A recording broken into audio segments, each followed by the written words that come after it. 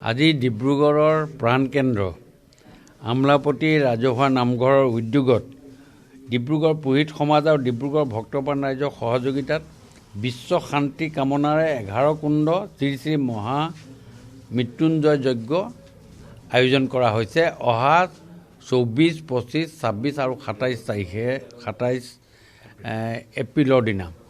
আৰু আমি ভাবোঁ যে এই মহাযজ্ঞখনৰ ফলত আমাৰ সমগ্ৰ ডিব্ৰুগড়বাসী ৰাইজৰ একত্ৰিত হৈ আৰু সকলোৱে এটা অতি আত্মশুদ্ধিৰে এটা সুন্দৰকৈ এটা পৰিৱেশ সৃষ্টি কৰাৰ ব্যৱস্থা সকলো সমাজৰ সকলো হিন্দু প্ৰাণ ৰাইজৰ সকলো সমাজে এইটো সুন্দৰভাৱে এটা কৰাৰ এটা ব্যৱস্থা লৈছে। এটা আমাৰ এই ঐতিহাসিক আমলাপতিৰ নামঘৰত। আৰু ইয়াত আটাইতকৈ ডাঙৰ কথা হৈছে উক্ত যজ্ঞভাগীত আমাৰ বানাৰসৰ পৰা সম্পূৰ্ণানন্দ সংস্কৃত বিদ্যালয়ৰ পৰা দুজনকৈ অধ্যাপক আহি পুৰোহিতৰ ব্যৱস্থা হিচাপে তেখেতসকলে অংশগ্ৰহণ কৰিব। আৰু এই অংশগ্ৰহণে আমাক সোণত সুৱগা চৰাব। আৰু মই ভাবোঁ যে এইখিনিৰে আগন্তুক দিনত আমি অতি সুন্দৰভাৱে আগবঢ়াই লৈ যাম। সকলো ডিব্ৰুগড়বাসী ৰাইজক আহ্বান জনাইছোঁ, আহক আমি অহা 24, 25, 26 আৰু 27 এপ্ৰিলৰ দিনা আমি এই যে 100 মহাকুণ্ডৰ যজ্ঞৰ ব্যৱস্থা কৰিছোঁ, সেই ব্যৱস্থাত সকলোৱে আহি অংশগ্ৰহণ কৰক আৰু সহায় সহযোগিতা আগবঢ়াওক।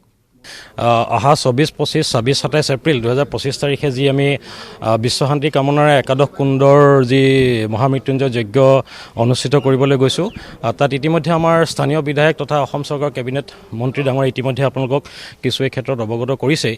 আৰু ইয়াৰ আগতেও আমি বহুত সময়ত ৰাইজক অৱগত কৰিছিলোঁ যদিও আজি আকৌ পুনৰবাৰ আমি এইটো কথা জনাব বিচাৰোঁ যে জাতি ধৰ্ম বৰ্ণৰ নিৰ্বিশেষে আমি সমাজৰ সকলো শ্ৰেণীৰ লোককে একত্ৰিত কৰি এখন বিশাল যি সমাজ গঢ়াৰ উদ্দেশ্যেৰে আমি মহামৃত্যুঞ্জয় যজ্ঞভাগী আয়োজন কৰিছোঁ। ইতিমধ্যে আমি ডিব্ৰুগড়ৰ লগতে অসমৰ বিভিন্ন প্ৰান্তৰ ৰাইজে এই যজ্ঞভাগীত তেখেতসকলৰ পূৰ্ণ সহায় সহযোগিতা আমাক আগবঢ়োৱাৰ প্ৰতিশ্ৰুতি প্ৰদান কৰিছে। আৰু এই ক্ষেত্ৰত অতি যিটো গুৰুত্বপূৰ্ণ দিশ আমি যিটো গণ্য কৰোঁ সেইটো হৈছে যে বনাৰস সম্পূৰ্ণানন্দ সংস্কৃত ইউনিভাৰ্চিটিৰ দুজনকৈ প্ৰমুখ অধ্যাপক তেখেতসকলে ইয়াত প্ৰমুখ পুৰোহিত হিচাপে এই যজ্ঞভাগীত অংশগ্ৰহণ কৰিব। আৰু সেইটো ডিব্ৰুগড়বাসী ৰাইজৰ বাবে অতি সুখবৰ। আৰু পুনৰবাৰ আমাৰ স্থানীয় বিধায়ক তথা অসম চৰকাৰৰ কেবিনেট মন্ত্ৰী প্ৰশান্ত ফুকন ডাঙৰীয়াই আহ্বান জনোৱাৰ দৰে আমিও যজ্ঞ সমিতিৰ ফালৰ পৰা সকলো ডিব্ৰুগড়বাসী ভক্তপ্ৰাণ ৰাইজক আহ্বান জনাব বিচাৰোঁ, কাটৰ অনুৰোধ কৰিব বিচাৰোঁ যেন তেওঁলোকে আহক এই মহামিলনৰ তীৰ্থভূমিলৈ।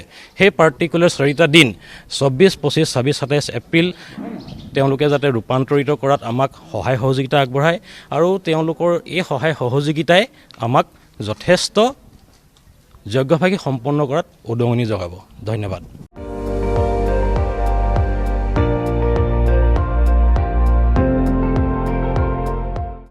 আপুনি চাই আছে ND24, সৰ্বশ্ৰেষ্ঠ নহয় সৰ্বোত্তমৰ দৌৰ।